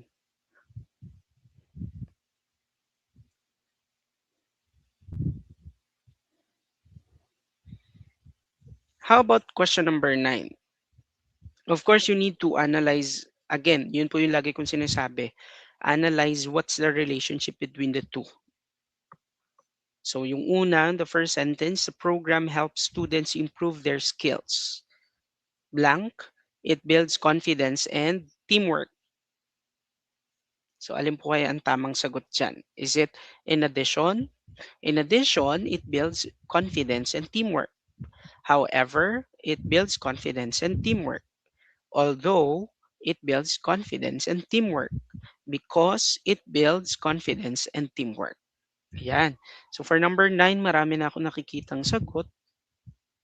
Correct answer is in addition because nag-add ka ng information. So kagaya po in this specific question, the program helps. Yung program po ay nakatulong daw para ma-improve yung skills ng mga students. Tapos nag-add ka pa ng information na build din yung confidence and teamwork nung program na yon. So, in addition is the most appropriate. So, among all the four, no question, walang tanong na bakit mali si however, mali si although, mali si because. Kasi nga, hindi yun yung relationship na hinahanap natin. Okay po? It must be nag-add ka lang. So, in addition, it builds confidence and teamwork. So that's how transitional devices work. Ganun lang po siya. You just need to complete the idea or may nawawala lang doon which is yung transitional device, ilalapat mo lang. Okay po? Now let's move forward. So meron din po kayong mamimit na topic about identifying topic and supporting details. Although nabanggit ko na to kanina dun sa getting the main idea, hindi ko po i-skip 'to kasi baka lang, baka may lumabas po 'no, na questions that will fall under this type of content or, concepts. And 'yan, isa-isahin po natin, ano ba yung topic sentence and ano ba yung supporting details. So for the topic of a paragraph the topic of a paragraph is the main idea or the subject being discussed. So, yun po yung topic sentence from the word itself. So, kapag may binasa kayong paragraph, tapos tinanong yung topic sentence, yun din po yun, yung main idea. On the other hand, we have the so-called supporting details. So, yung supporting details naman, ito yung mga nagpo-provide ng example, reason, explanation, or evidence that explain or prove the topic. So, here comes the topic sentence followed by supporting details. So, tandaan niyo po, ito ang tip ko, topic is the general idea, yung supporting details naman ang mga specific ideas. Okay? So meron akong example, kagaya po nito. Read the paragraph and answer the questions. So paragraph number 1. Many people enjoy outdoor activities for health and relaxation. Walking or jogging in the park improves cardiovascular health. Gardening reduces stress and helps people stay active. Hiking allows individuals to connect with nature while exercising. Yun po yung paragraph. Now, kapag hiningi po sa inyo, what is the topic of the paragraph and identify two supporting details, madali lang siya. Bakit? Pag topic, ito po yung main idea. Supporting details, kung ano na yung explanation doon sa paragraph. So let me provide the answer for this specific question. So kung hahanapin po natin yung topic sentence, it should be outdoor activities and their benefits. Yun yung topic niya kasi pag binasa niyo po yung first up until the last, it's all about outdoor activities at yung benefits niya. Okay? Next, supporting details naman, bakit mo nasabi na yung topic ay yung outdoor activities at yung benefits? So definitely, kukunin mo lang yung sagot dun lang din sa paragraph. So ang supporting details dito, walking or jogging in the park improves cardiovascular health, and gardening reduces stress and helps people stay active. Yan. So yun. Actually, may nakikita akong thank you so much, coach. Marami na po akong natutunan. Yan, salamat po. Meron akong nabasa outdoor activities kasi tinanong ko ano yung topic sentence. That is actually correct. So it's all about outdoor activities. So nakuha na po natin, yun yung topic at yung supporting details para lang ma-justify yung topic sentence. Doon din natin makikita sa paragraph.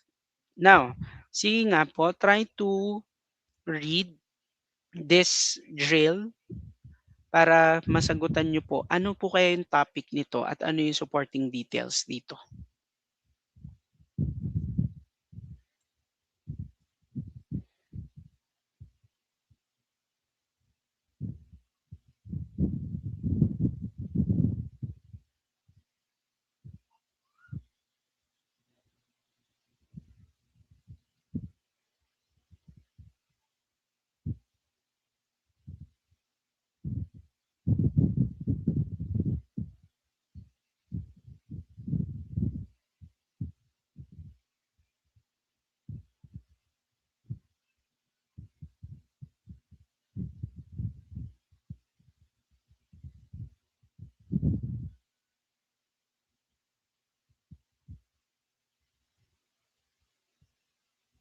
Ayan, marami akong nababasang sagot. Ayan, if we are to look for the topic sentence of the paragraph, ano po kaya yon? And of course, you need to justify it by giving supporting details. Yan, so binasa nyo po, no? Yun yung sinasabi ko sa inyo kanina na marami po tayong babasahin because we are going to talk about paragraphs.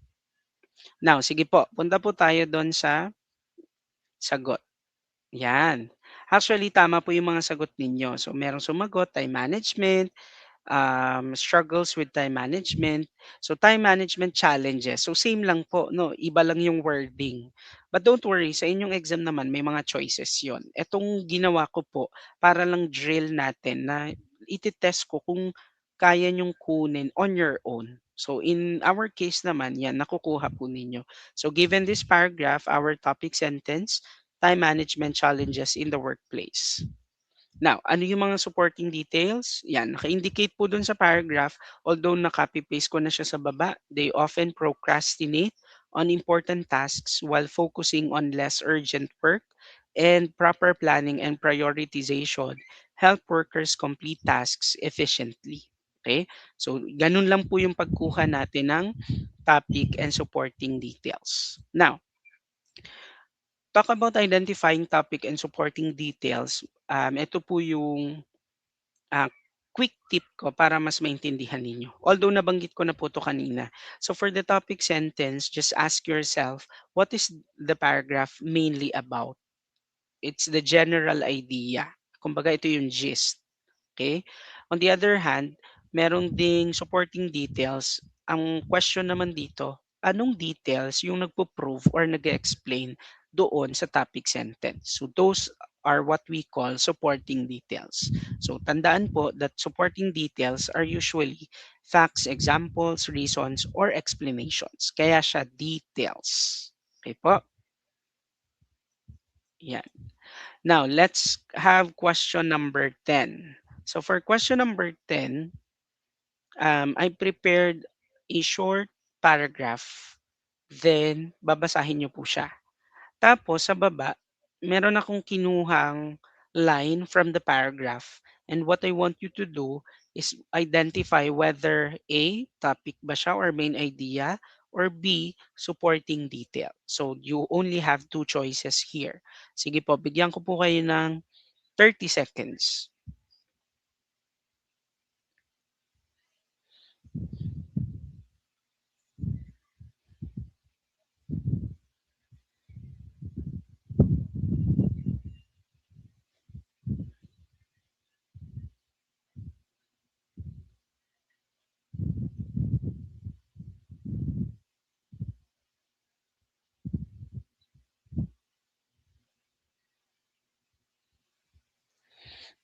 Ayan. For question number 10, I'm seeing answers B. Okay. So, given that paragraph, ang question po, yung some struggle with understanding formula is the topic ba siya or supporting detail? Yan. It is letter B. So, supporting detail po siya. Why?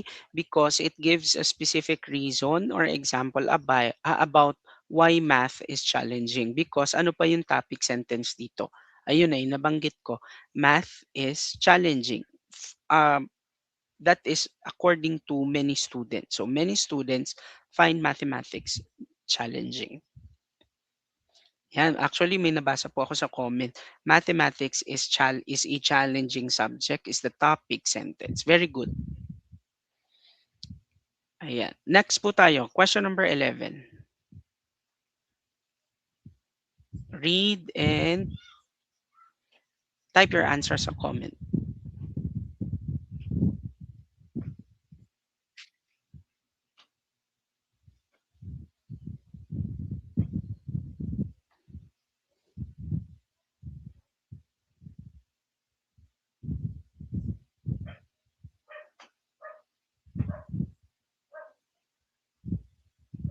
Okay.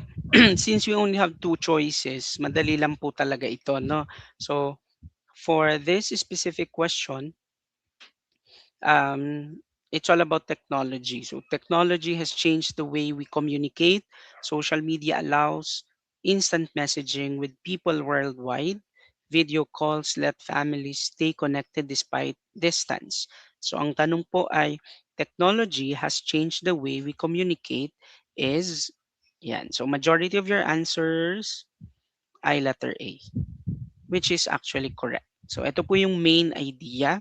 Ito po yung topic. So letter A po siya. Technology has changed the way we communicate is the topic or the main idea. Lastly, number 12.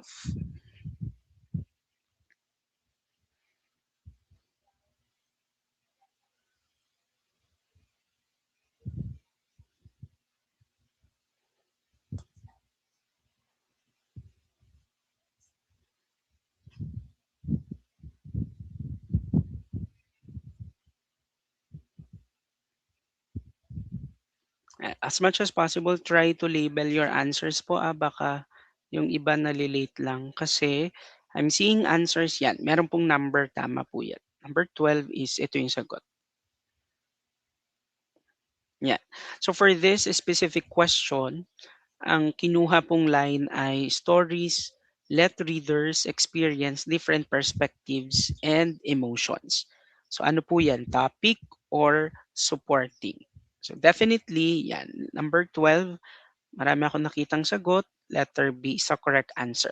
So yun po yung explanation actually how reading fiction helps. No? So reading fiction improves imagination and empathy.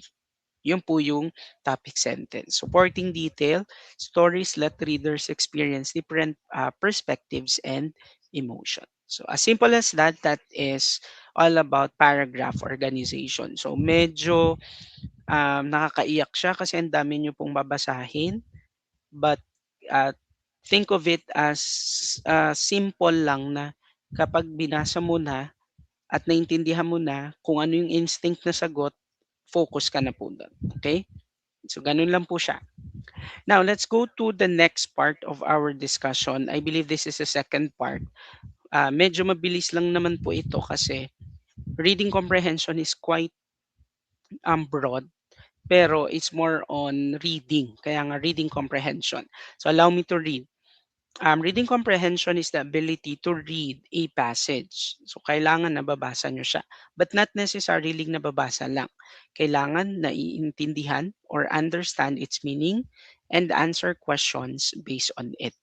So, in your exam, matitest po dito if you can, number one, identify the main idea or topic of a passage.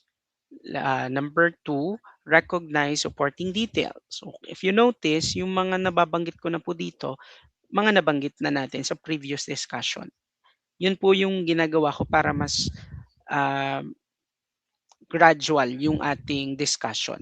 Okay po? So, ulitin ko po, nabanggit si main idea, nabanggit si supporting detail. Understand the sequence of events. So, ito po yung kanina, logical sequence. Next, identify inferences or implied meaning. Inferences, ito yung mga logical guess. Analyze the use of transitional devices and logical connections. And of course, interpret vocabulary in context. So ito po yung mga iilan lang sa matatouch ng reading comprehension. And again, we're going to focus more on reading paragraphs and you guys getting the main idea, getting the correct inferences, and identifying the meaning of unfamiliar words para ma-apply natin yung mga natutunan natin. Okay po? So, in getting the main idea of a paragraph, so ganito po siya.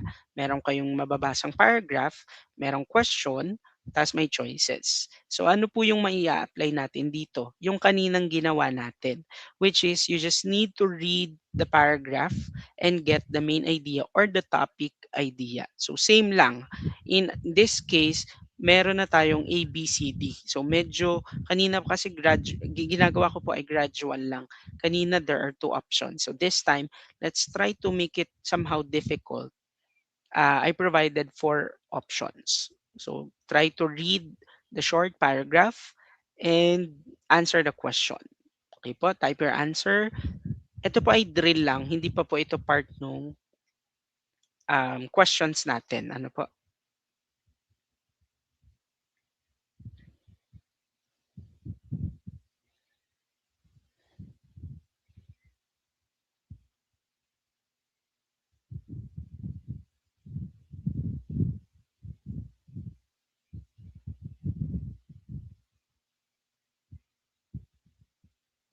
'Yan, ang bilis niyo po nagbasa 'no, meron ng sagot. So sige, since we're talking about paragraph, of course, it's important that you read it first. So allow me to read. Many students enjoy learning through games and activities. Educational games make lessons more engaging and help students remember concepts better. Group activities also encourage teamwork and communication skills. So yun yung very simple lang yung paragraph. And the question is, what is the main idea of the passage? So among all the choices, I think, tingnan ko lang po, i-check ko po yung ano nyo, mga sagot. Yan. Marami ang sumagot ng letter B, which is actually the correct answer because if you listen sa aking binasa, it's all about games and activities make learning more effective. Because A, students enjoy group activities, medyo specific na po yung group activities. Letter C, communication skills are important. In our case, sa dulo lang siya nabanggit. Letter D, educational games are fun. So, fun, medyo mababaw siya. Compared to letter B, which is games and activities, make learning more effective. So, in our case, B ang sagot. So, dito po, ganun lang yung gagawin nyo. Still, we are in getting the main idea of a paragraph pa rin po. Now, here's the real question. So, for question number 13, same question. Just give me the correct main idea. 13 na po tayo ha.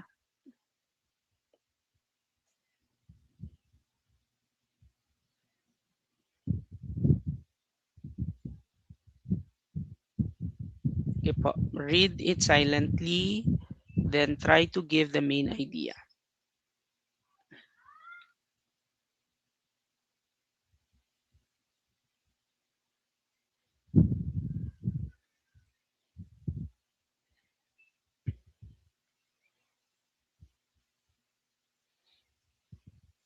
Mukhang magaling po kayo sa comprehension ha. Ang bilis yung nababasa at ang bilis yung nasasagutan.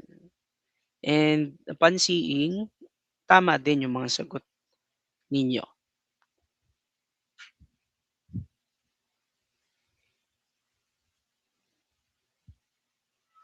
Now, for this specific paragraph, what is the main idea? Is it political parties want to influence citizens? B. Voter turnout is declining and strategies are needed to increase participation. Letter C. Citizens feel that voting is unnecessary. Or letter D. Young voters are uninterested in politics. So if you notice, negative lahat po ano, which is actually dapat lang kasi the paragraph is quite negative. So voter turnout in national elections has been declining over the past decade. Now talk about the main idea. Yan, majority of you got it right. So letter B is the correct answer. It summarizes the overall point po no nung paragraph. So voter turnout is declining and strategies needed to increase participation. Okay, so tama naman po lahat ng nakikita ko sa ating comment section.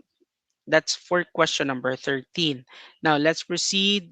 Okay. Meron tayong reader talaga. Reading is my hobby po talaga, coach. Ayan, magandang bala po yan. Let's have question number 14. So, another paragraph. Try to read it on your own, analyze, and try to give the main idea.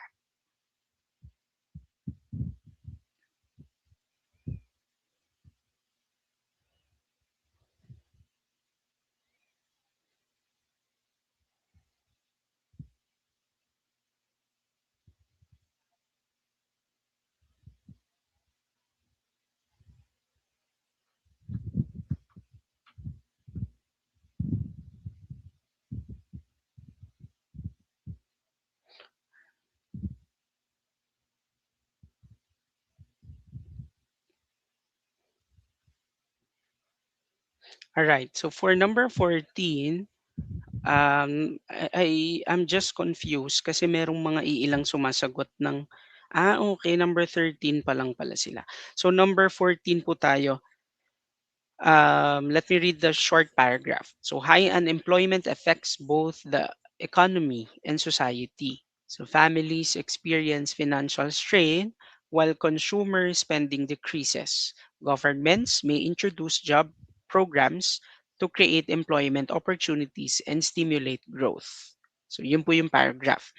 What do you think is the main idea among all the four choices? Is it unemployment harms the economy and society? Or B, consumer spending is decreasing? C, families struggle financially due to unemployment? Or letter D, job programs are available?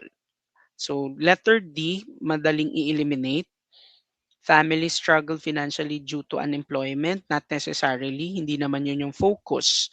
Letter B, consumer spending is decreasing. Actually, pwede naman siya kasi nabanggit siya. However, if we are to look at the main idea, kasi kung babalikan po natin yung main idea, it's all about the topic sentence. What is the paragraph all about? So, yung sagot po ninyo, which is A, is actually correct. So, unemployment, it harms not only families, not only consumers, but the economy and society. So, general po siya. Okay po? That's number 14. Okay? How about number 15? I think this specific question naman po talks about supporting detail. So kanina, ang focus natin ay main idea, getting the main idea. So this time, let's talk about supporting detail of a paragraph. So again, ang gagawin nyo lang po, just read the paragraph. Then, ang question po dyan is, which is a supporting detail? Okay?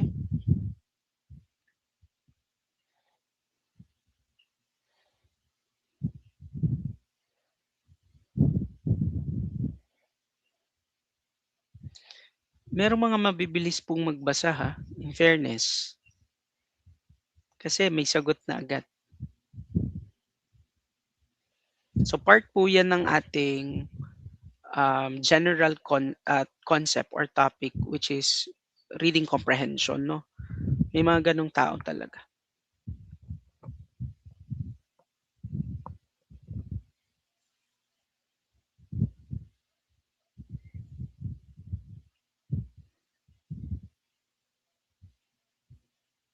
Now, for question number 15, again, we're talking about supporting details. So we need to look for specific explanation, evidence na may kinalaman dun sa ating topic sentence. So for this specific item, yan, may mga sumagot na sa inyo, letter C, which is actually correct. So letter C is the correct answer because it provides a specific example supporting the main idea.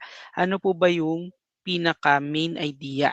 So if you are to read the first sentence, political campaigns, excuse me, increasingly use social media to reach voters. So, yun po yun, no? Yung the use of social media in political campaigns.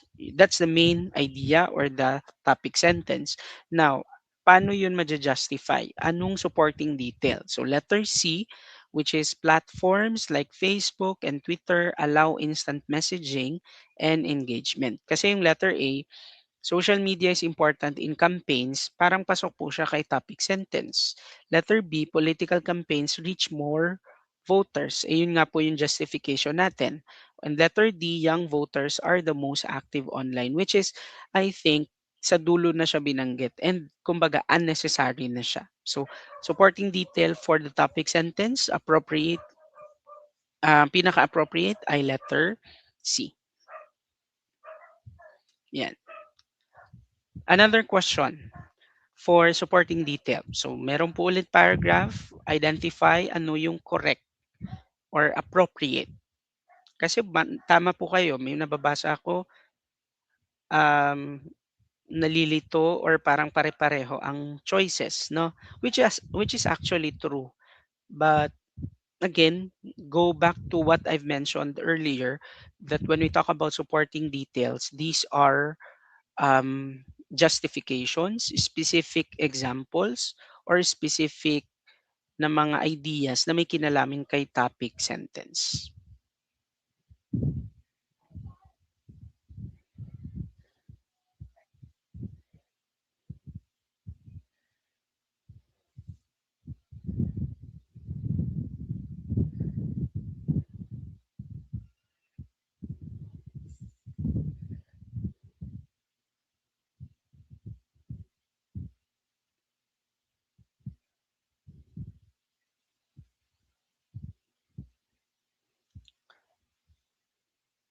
Meron na po ba kayong sagot?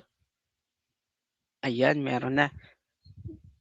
Alright, merong sumagot. Tingnan natin, may nakita akong letter A, meron ding letter D. But majority of the comments, umuulan ng letter D. So tingnan po natin. So the paragraph is, international trade agreements can boost economic growth by opening new markets. Exporting goods to other countries increases revenue and creates jobs. However, such agreements also require countries to compete with foreign products which may challenge local industries. So dito sa specific paragraph na to, I think the wala po yung main idea no kasi ang focus natin is supporting detail. But we can say that the main topic here is how trade agreements help. Now, yun yung pinaka-focus niya. Now, if that's the main idea, which is how trade agreements, ayan po, international trade agreements can boost economic growth by opening new markets. Yun yung posibleng main topic. Now, paano natin masusupport yon? So, is it A, international trade agreements exist? B, economic growth is important? Letter C, countries compete on international markets, or letter D, exporting increases revenue and creates jobs. So I think madaling sagutin to that letter D is the correct answer because it provides a specific example na paano ba nakakatulong ang trade agreements or yung international trade agreements. Talk about supporting detail. Okay po. So among all the choices, I believe it's letter D is the one who supports our main topic. Okay? Yan. That's it for number 16. Or ganun lang kadali po si main idea and supporting detail. Wag po kayong malilito basta pag main idea, it's all about the gist, what is the paragraph all about. Actually, wag po kayong masyadong ma-stress on how to get it kasi sa question po ninyo malalaman yung tamang sagot. You just need to read and reread the question. Kapag hindi maintindihan, use context clues. Okay po? Ganun din po si supporting detail. So you need to read the question carefully kasi baka ang tanong na pala ay supporting detail tas ang hinahanap nyo ay main idea.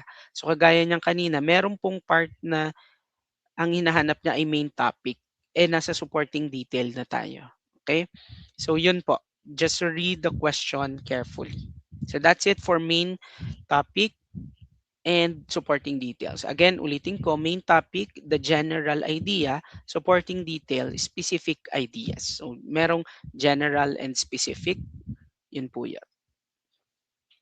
Now, meron din po tayong tinatawag na making inferences and interpretation for reading comprehension because in some cases, may lumalabas na mga questions na hinihingi po yung inyong logical guess. So, what is making inference? So, making inferences is the ability to read between the lines and understand ideas na hindi po stated sa paragraph or not explicitly stated.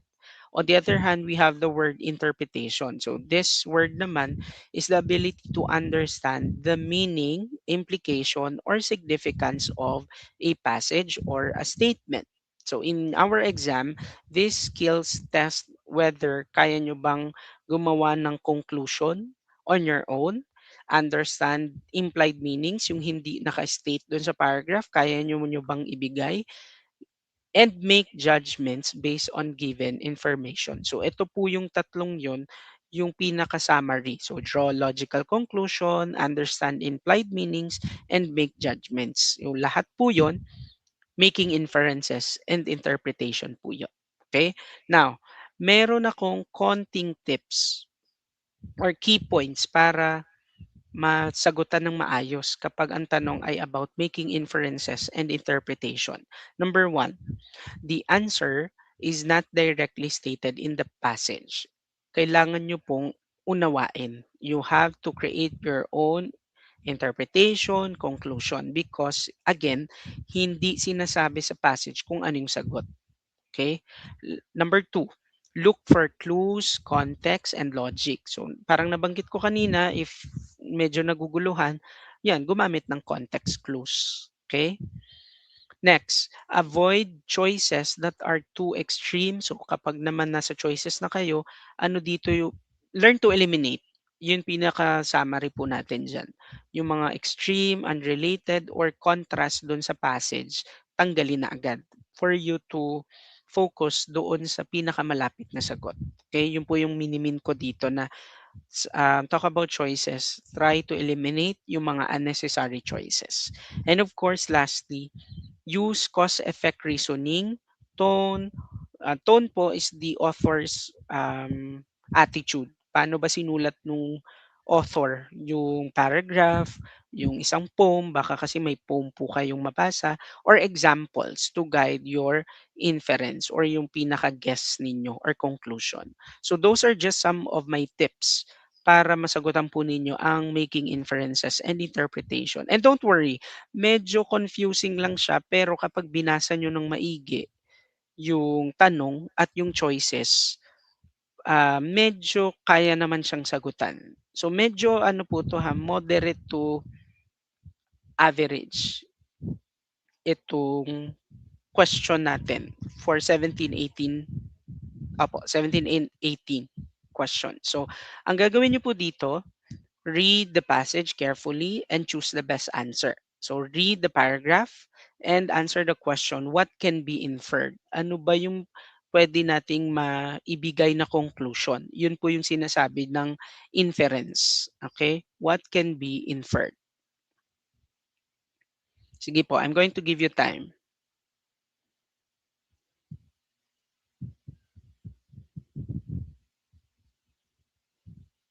May nagtatanong po ng recorded session. Yes po, meron po tayong recorded session. Don't worry, pwede nyo pong balikan. Sige po, sagutan po natin ang question number 17. What can be inferred or what could be the possible conclusion? Let me read the paragraph. Despite the government increasing health budgets, rural clinics remain understaffed. Many patients travel long distances to receive basic care. So medyo kaya namang intindihin po ano yung paragraph. Now, ang tanong, what can be inferred? Ano kaya yung pwedeng conclusion nito? Is it A, the government's health budget solves all problems? Given na yun yung paragraph, possible ba si A? I think not. Letter B, rural clinics still struggle despite increased funding. Okay? Possible. Letter C, patients have easy access to healthcare. So medyo yun yung sinasabi ko na parang opposite na 'to, na sagot na na 'to, na choice na 'to. So try to eliminate. So letter C, eliminate agad.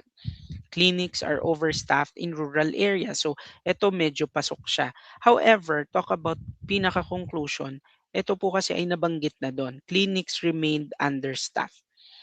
O actually baliktad pa nga po pala, eh. So understaffed yung nasa paragraph tapos yung choice natin, letter D, are overstaffed. So medyo opposite na rin. So C and D automatically erase na 'yan. Your answer is letter B, which is the correct answer. So it implies, ano ba yung may infer natin? It implies problems persist kahit merong binigay na funds. So B po ang correct answer. So rural clinics still struggle despite increased funding. So ganun po ang pagsagot ng making inferences and interpretation. So balikan ko po yung C and D, hmm, medyo opposite yung sinasabi nila dun sa paragraph. So, eliminated na siya. Letter A, the government's health budget solves all problems. Binanggit po ba yan dun sa paragraph? Hindi. So, letter B lang yung pinaka sagot. Now, for question 18, ito maikli lang po. Let me read. Despite rising oil prices, consumers continue to purchase fuel at similar rates. Yan. Tingnan niyo po may rising oil prices pero yung mga consumers daw, they continue to purchase fuel na parang wala lang. So ano po kayang conclusion nito? Is it A, consumers are insensitive, kumbaga wala silang pakialam sa oil prices? Letter B, rising prices completely stop fuel consumption? Or letter C, fuel prices decreased? Letter D, oil is no longer needed. So meron ako nakikita, yan, actually, majority of your answers are correct.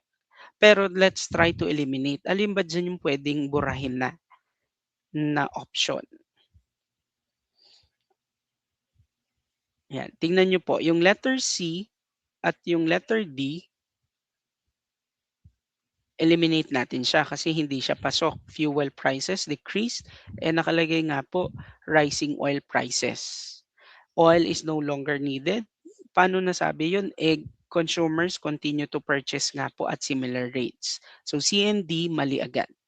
For A, consumers are insensitive to oil prices could be the possible answer. Why? Kasi sinabi doon, consumers continue to purchase fuel at similar rates.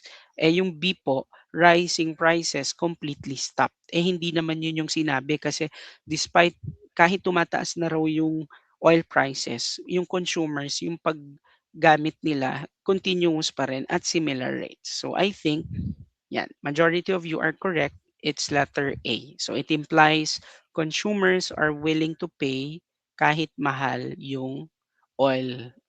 Okay? So that's how making inferences and interpretation work. So ganun lang po siya. You need to make your own conclusion out of the text or the passage na babasahin ninyo. So last po nating pag-uusapan this evening, which I think is I prepared 3 questions na lang naman po for this last topic. Okay?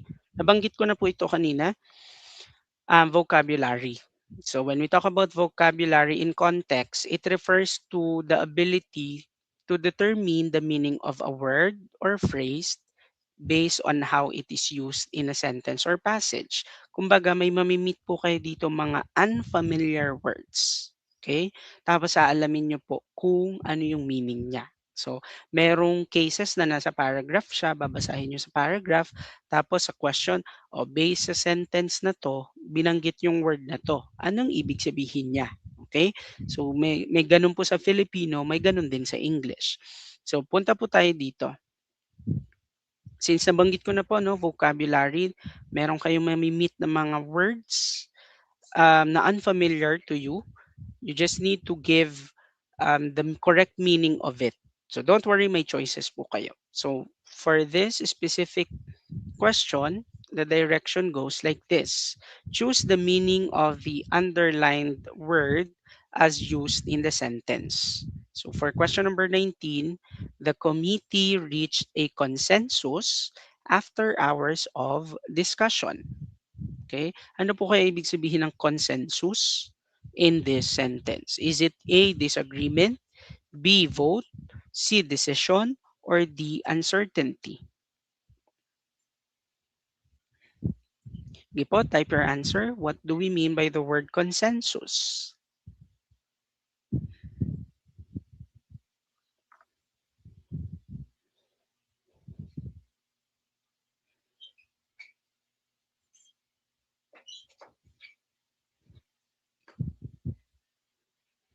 All right, I'm seeing letter C.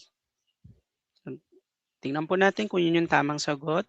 Ayan, letter C. How did we know that that is a correct answer? Take a look at babalikan nyo lang po lagi yung sentence. The committee reached a blank. Yun yung word na hindi tayo familiar. after hours of discussion. So ang magiging clue po natin dito ay after hours of discussion, meaning, excuse me, ang tagal nilang nagdidiskusyon kung ano ba yung magiging desisyon nila. So, finally, the committee reached a consensus. So, hindi siya disagreement, hindi rin siya vote, at hindi rin uncertainty. So, definitely, the committee reached a decision after hours of discussion.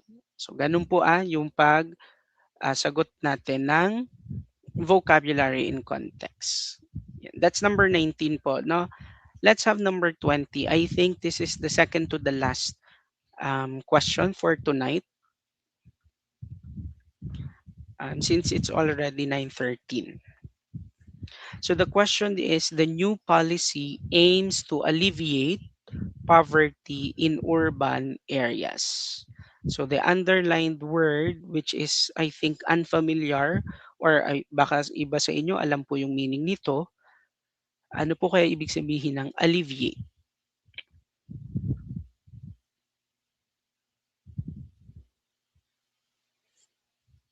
Sige po, take your time.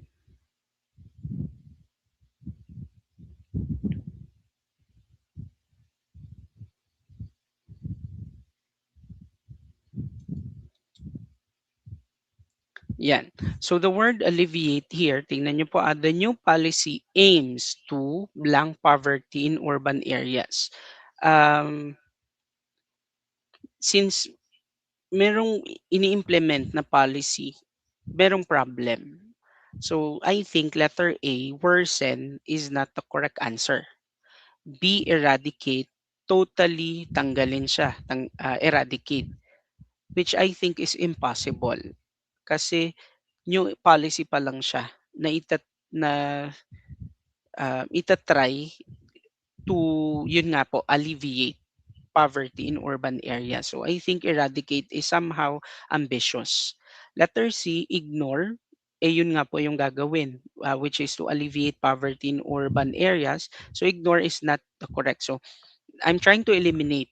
So A and C are actually wrong. So we only have B and D. So D is, ano po ba ibig sabihin ng is? 'Di ba it means to lessen. Medyo try to lessen, no?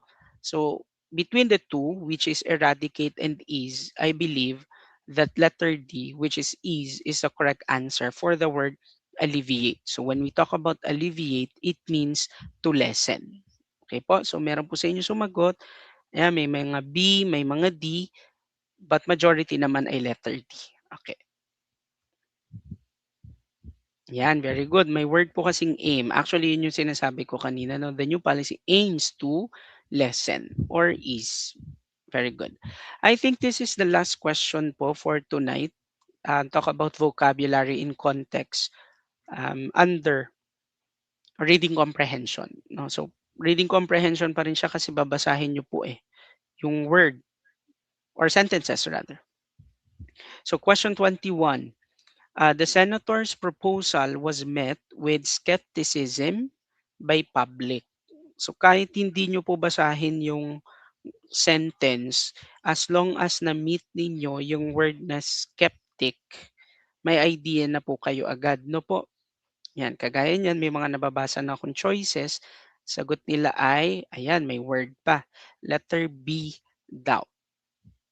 Okay, so you are actually correct. So, um, the word skepticism means doubt. So the senator's proposal was met with doubt. So papalitan ko lang po, the senator's proposal was met with doubt by the public. Excitement, not necessarily. Approval, curiosity. So iba po yung mga meaning nun sa word na skepticism. Okay po? So those are the concepts under reading comprehension. And I hope marami po kayong natutunan for tonight. Medyo wordy or loquacious ang daldal ko, ang dami kong binasa because the topic is quite, yun nga po, kaya ko ba sabihin na boring siya kasi more on reading. But yes, we have no choice.